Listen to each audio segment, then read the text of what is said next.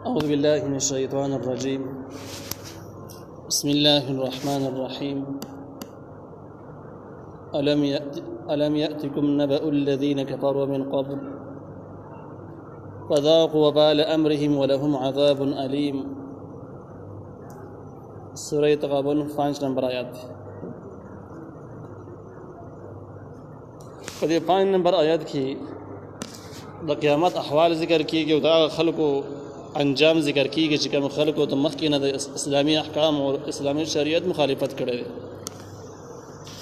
او هغوی د قیامت نه منکر دي، د نبی علیه السلام د رسالت نه منکر دي، د قرآني احکامو نه منکر دي. دغه خلکو دپاره د آخرت انجام ذکر کیږي. الله تعالی فرمایي الم یأتکم آیا نه دی راغلی تاسو ته نبأ الذین خبر د هغه کسانو کفرو چې کافرانو من قبل مخکې ستاسو نه چې مخکې کافران تېر شوي دي د هغوی احوال تاسو ته نه دی راغلی. دا تخفیف دنیاوي شو چې د اسلام د مخالفت په وجه باندې د ډېرو خلکو دنیاوي نظام هم درهم برهم شوی دی، ژوند یې تباه شوی دی او ډېرو پیړیو قومونه د دین د دشمنۍ په وجه باندې پرې دنیا باندې الله تعالی مکمل تباه کړي دي. مشهور واقعات وړاندې تېر شوي دي. نو الله تعالی د موجوده خلک مخاطب کوي چې آیا تاسو د مخکینی کافرانو احوال نو راغلي چې هغوی د دین او شریعت د دشمنۍ په وجه باندې الله تعالی هلاک کړي دي. فذاقوا چې هغوی وڅاکه وبال امرهم انجام د کار خپل، ولهم عذاب علیم د هغوی دپاره به عذابي دردناک آخرت کې. نو دا اولنی تخفیف دنیاوي شو، وذاقوا وبال امرهم چې د دینی دشمني د دین دشمني چې کوم ده د دین مخالفت د دنیا خرابوي مخکینی تاریخونه په دې باندې ګواه دي، تیرو پیړو تاریخونه په دې باندې ګواه شته او آخرت کې الله تعالی دوی سره وعده کوي چې ولهم عذاب علیم دې دپاره به عذاب دردناک. په دغه دنیوي هلاکت باندې دوی خبره ختمه نه شوله بلکې قیامت کې به الله تعالی دوی له مستقل دائمي همیشه دپاره عذاب علیم هم ورکوي. ذلك بأنه كانت تأتيهم رسلهم بالبينات. د دې ځکه نه اخوا د عذابونو اسباب ذکر کیږي چې د عذابونو ولې راځي، په کوم اسباب باندې راځي. د کوم خلکو چې دنیوي نظام درهم برهم شوی دی، خراب شوی دی، خرابېږي، نو دغه اسباب څه شی دي او چې آخرت خرابېږي د لپاره اسباب څه دي. د لنډ دار د عذابونو اسباب کم دي چې سړی د ځان بچ کړي. نو الله تعالی وایي ذلك بأنه دا په دې وجه یقینا دوی كانت تأتيهم ورته براتل رسلهم پیغمبران د دوی بالبينات په واضح دلایل سره پیغمبران مرته معجزې به ورته خودلې او ورته به ول د الله تعالی ومني. فقالوا دی به ویل ابشر يهدوننا ای یو انسان به موږ ته خودنه کوي، یو انسان به موږ ته هدایت کوي. یعنی ځان غټ وګڼه چې موږ دومره غټ خلک موږ له پکار د فرشتي راشي او الله را د خپل باندې وای دا یو انسان به راځي موږ ته دعوت راکړي او ځان غټ او دغه دلیل ونی په دې معنی چې موږ د پیغمبر خبره نه اورو. فکفرون کفر یو د پیغمبر خبره به وانه اوریدا وتولوا مخي واړو واستغنى الله. نو الله تعالی اظهار د بے پروايي وکړو. اظهار د بے پروايي دا معنی ده چې کله دوی د دین نه مخ واړو زمونږ دین ته ضرورت نشته دی او دین باندې موږ عمل نه کوو، نو الله تعالی به دوی باندې عذاب راوړي، یخنه ختم کړو چې زما تاسو ته هم ضرورت نشته. نو الله تعالی دوی نه د بے پروايي اظهار وکړو په عذاب سره چې دوی پناه کړه د دنیا نه چې په دین عمل نه کوي، نو تاسو ځکه کوم څه پناه شي سره د ضرورت نشته. الله تعالی اظهار وکړو د بے پروايي خپل یعنی عذاب پر راوس. والله غنی حمید. الله تعالی به حاجت لري مخلوق ته اس ضرورت نشته. حمید نستایل شوی ټول مخلوق صفت کوي، نو که څوک نه فرمانه شي الله تعالی په خدایي کې اس کمیږي نه، بس ځان خراب کی. زعم الذين كفروا ان لن يبعث. ګمان کوي هغه کسان چې کافران دي ان لن يبعثوا چې دوی به دوباره راژوندي نه کړي شي. هغه خلکو باندې زجر دی او رد دی چې کوم خلک د دوباره ژوندون بعث بعد الموت قائل نه دي او کافران دي. نو قول ته ورته وایي پیغمبره بلا ولینه وربي په خپل رب باندې قسمی لتبعثن خامخ به راژوندي کیږي. ژوندي کېدون هغه تاسو بل لاره نشته، خامخ به ژوندي کیږي. نو دا اثبات د بعث بعد الموت شو په قسم سره چې دوباره ژوندون ثابت دی. الله تعالی په خپل ذات باندې قسم خوړلې دی چې تاسو به ژوندي کیږي. ثم لتنبؤن بیا به خامخ تاسو ته خبر درکړئ شي بما په هغه څه عملتم چې تاسو کړی دي چې کله دوباره ژوندي شوي تاسو به د خپل عملونو پورا تفصیلی جزا ملاو شي او باقي باندې خبر شي. وذلك على الله يسير، دا کار په الله باندې آسان دی. تاسو وایي د انسان چې کله خاور شي بیا سنجند کیږي او دا خاورونه به دا انسان دوباره سن جوړيږي، نو دا سوچونه فکرونه زګه مکوه چې انسان تکران دی، الله ته خاصان دی. فآمنون ایمان راوړی بالله په الله تعالی باندې او رسول د الله پر رسول باندې، والنور الذي او په هغه رڼا باندې انزلنا چې موږ نازل کړی دا چې مراد نه قران دی. والله بما تعملون خبير، الله تعالی په هغه څه چې تاسو یې کوي خبر دی. یوم یجمعکم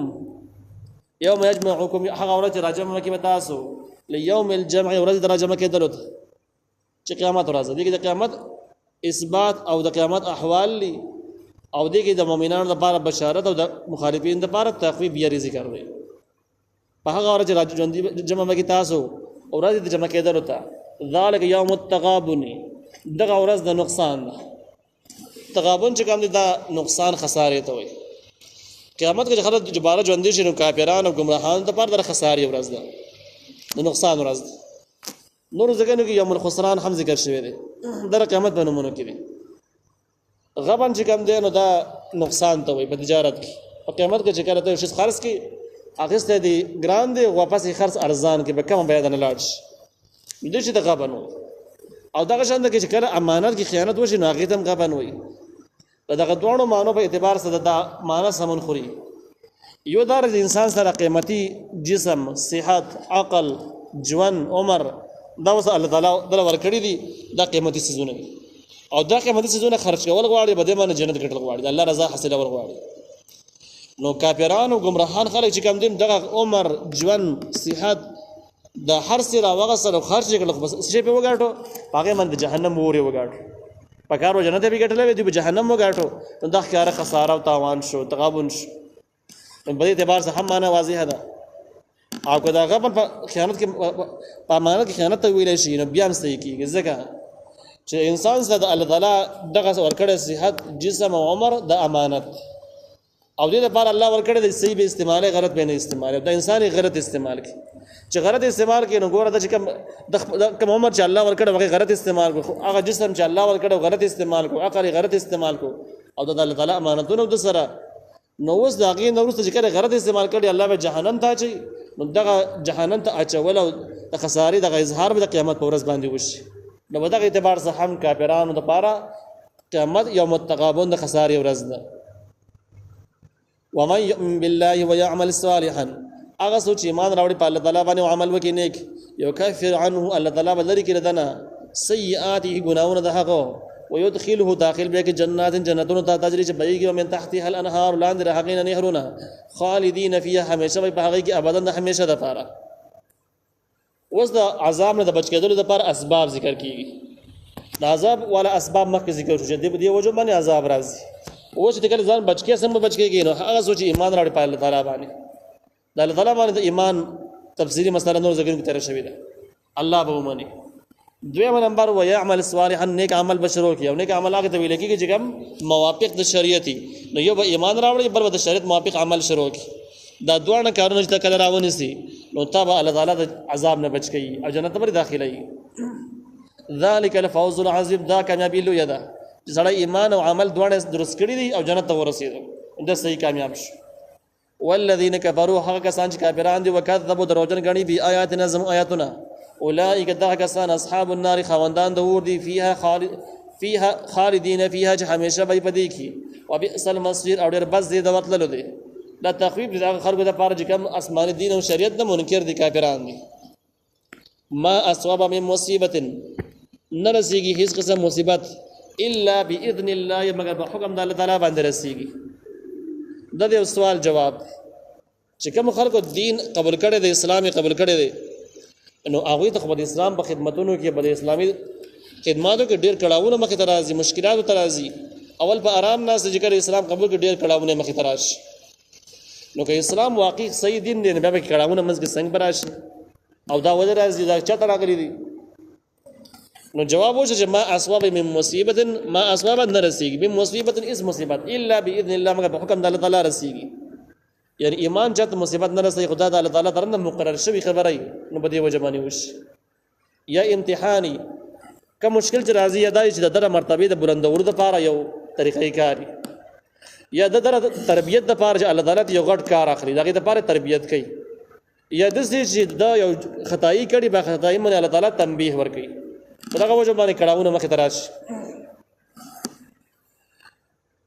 نو دا ټول د الله تعالی په حکم باندې ومن يؤمن بالله هغه سوچ ایمان راوړي په الله تعالی باندې يهدي قلبه کله کی الله تعالی زړه د هغه زړه په ایمان باندې مطمئن شي سوچ په اخلاص باندې ایمان راوړي الله تعالی د زړه په ایمان باندې کله کی يهدي ته معنا دا یو دار چې په ایمان باندې کله کېدل او دویم دا چې يهدي قلبه الله تعالی وخه زړه دتا تعلیم ورګي زړه دتا بیا معنا دا شو چې څوک ایمان راوړي په اخلاص باندې نو الله تعالی د زړه ته هدایت وکي د اعمال توفیق ولا ورکي دې نه اعمال شروع کی چا چې په اخلاص ایمان راوړي هغه ته موږ دروازه حج زکات او یقیني ګرمي کې او داس کول ای سګران نخکاریږي هغه الله تعالی آسان کړي چا چې په اخلاص نه راوړي اسی میراث کو ته پاتې شي بس خلک مسلمانان او واجب مسلمانین په هغه ته به داسې زونه خامخه ګرانی هغه زې څه قدر انبیان دي خبرې نه والله بكل شيء عليم الله تعالی په هر څه باندې پوهه دی